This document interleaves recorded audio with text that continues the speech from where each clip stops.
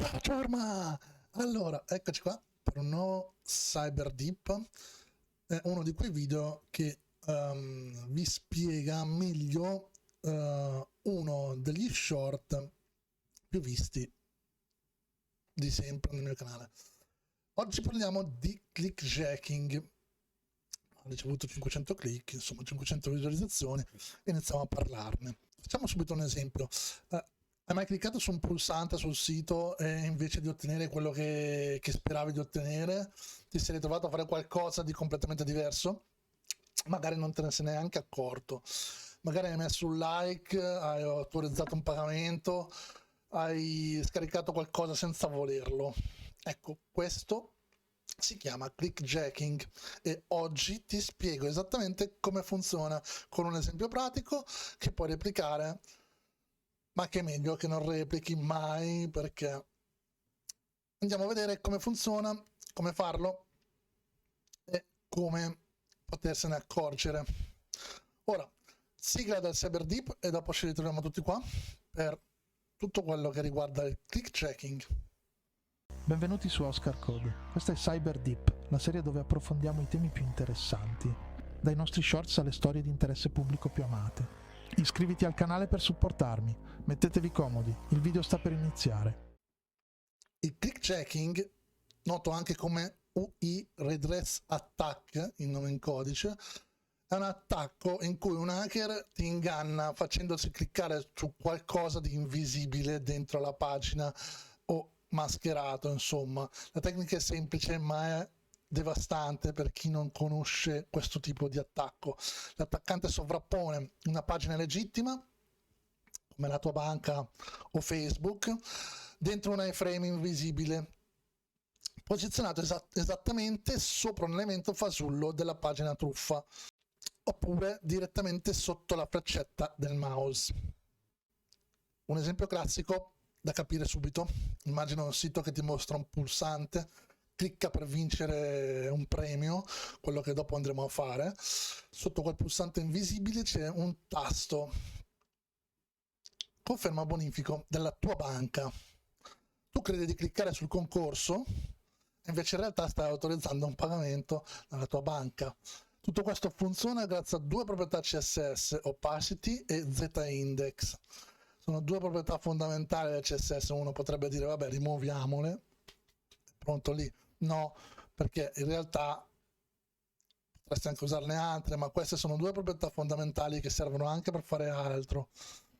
Questo non è solo teoria, il clickjacking è stato anche usato in attacchi reali e sono tanti gli utenti che ci sono cascati, tipo il Facebook like hijacking. Gli utenti cliccavano su contenuti innocui e mettevano like alle pagine senza saperlo. Questo è successo tante volte.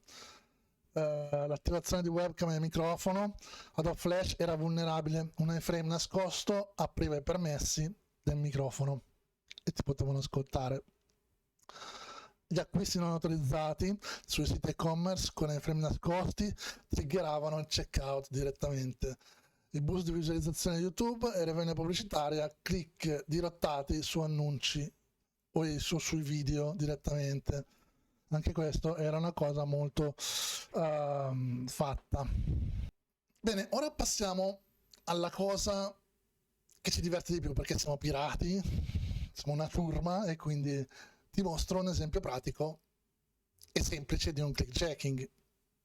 Lo facciamo semplice perché non lo facciamo complicato, ovviamente non è che vi devo insegnare come fare. Io vorrei insegnarvi a capire cos'è il clickjacking e come evitarlo in futuro. Quindi creiamo due pagine: pagina 1 HTML, che sarebbe il sito truffa, dopo lo vediamo bene, e pagina 2 HTML, che sarebbe la pagina in cui clickjacking punta. Ora noi lo facciamo puntare a una pagina ovviamente inutile, perché cioè, non è che mi autoattacco, però potremmo farla puntare a qualsiasi pagina.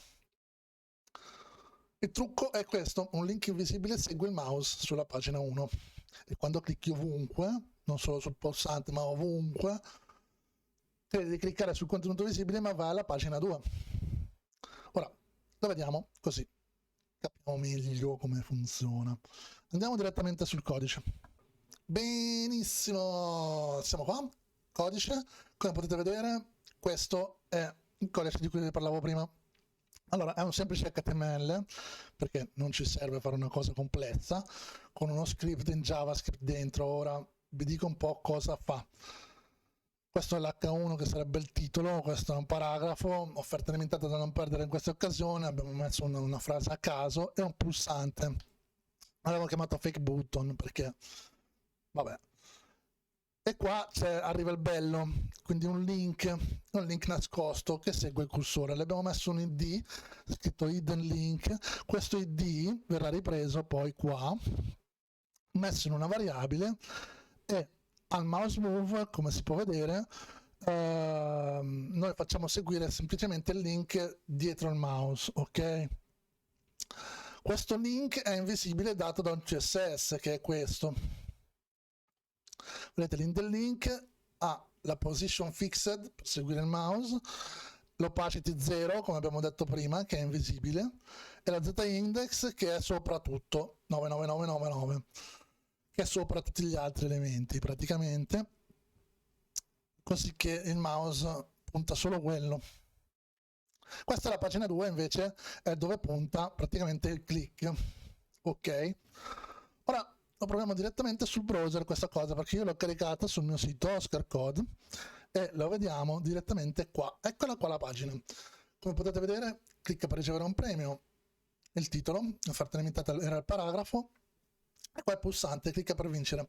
Una cosa importantissima in questo caso, vedete in basso a sinistra c'è scritto che ovunque io vado nella pagina, vedete che comunque c'è anche la manina che potremmo anche nascondere con la proprietà cursor.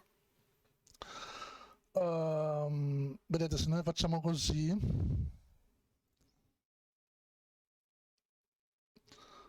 se noi facciamo anche cursor default, perché è il cursore di default, è il cursore di default è la freccetta, mettiamo il cursore di default e vediamo subito che il cursore rimane senza la manina. Questo è molto importante per diciamo triggerare un effetto di normalità nella pagina, ma neanche tanto normale, perché poi quando vado sopra il pulsante non c'è la manina, vedete. Però cosa molto importante, rimane in basso a sinistra, questa è una feature del browser, il link. Se vedete bene, Oscar Cosimo click checking page2.html, questo è il link che in realtà è dietro il mouse praticamente, e questo è un modo per, anche uno dei modi per accorgersi che c'è qualcosa che non va nella pagina. Io direi, quando vedo una cosa del genere, uscirei subito per non compromettere nient'altro. Però se provo a cliccare, io adesso proverò a cliccare in giro della pagina, non necessariamente nel pulsante ma in giro nella pagina, mi andrà, eccolo qua, sulla pagina 2. Io ho cliccato, sei stato vittima di click checking, bravo, hai vinto un mongolino d'oro, grazie. Quindi mi sono autopremiato da solo, sono anche autoringraziato da solo, però questo è il click jacking. Se capite come funziona, potrete capire anche come evitarlo, ovviamente. Non fatelo, perché adesso vi spiego un'altra cosa.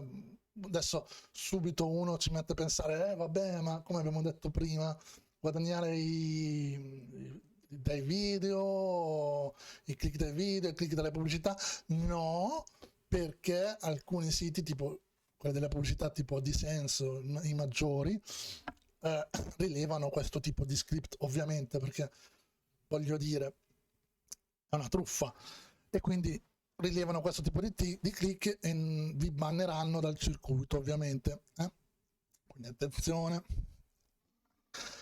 Bene, ora che avete visto il funzionamento tecnico della cosa, passiamo direttamente alle difese che esistono e sono abbastanza efficaci se implementate lato server. Per gli sviluppatori esistono degli header HTTP, X-Frame Options, 2 punti DENI, che impediscono che il tuo sito venga caricato in un iframe. Poi c'è sempre un header Content Security Policy e il frame busting in JavaScript, che è un codice che rileva se la pagina è dentro un iframe o file redirect. Questi sono tutti sistemi che adattano, come dicevamo prima, specialmente le agenzie di pubblicità per non fare click automatici, insomma. Mentre per gli utenti puoi usare delle estensioni come NoScript o uBlock Origin che bloccano i click sospetti direttamente. Devi diffidare dai siti con offerta, come abbiamo visto prima, troppo allettanti, diciamo, e devi controllare sempre l'URL nella barra del browser prima di cliccare, sia l'URL sopra che l'URL sotto. Se appare un URL sotto che è sospetto, senza aver messo il mouse su qualche pulsante o qualche link, allora attenzione, perché ti fanno un click checking. Bene, il click checking è uno degli attacchi più subdoli perché non richiede che tu inserisci la password o che tu scarichi qualcosa, basta solo un click nel posto sbagliato. Ora sai come funziona e soprattutto come difenderti. Attenzione, perché adesso che ci sono delle tecniche per difendersi che hanno utilizzato anche i browser con gli header eccetera, forse viene meno utilizzato, però viene ancora utilizzato parecchio.